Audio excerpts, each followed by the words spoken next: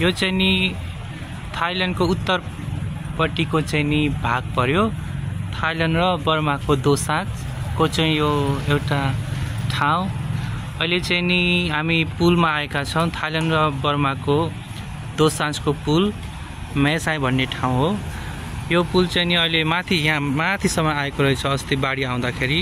अहिले चाहिँ पानी घटेर तल पुगेको छ।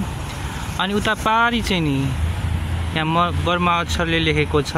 अनि एउटा बर्माको पनि झन्डाहरू देखेका छन्। त्यो उता पारिपट्टि चाहिँ बर्मा, अहिले वारिपट्टि चाहिँ नि थाइल्यान्ड।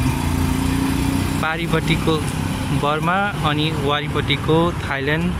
यस्तो राम्रो ठाउँ छ। यहाँ चाहिँ नि हाम्रा थानेश्वर खतिवडा सर अनि उहाँका भाइ। नमस्कार। हरिप्रसाद खतिवडा दाइ। आज चाहिँ घुमघाम गर्दै यहाँ मेसाईको बर्डरमा आएका छौँ।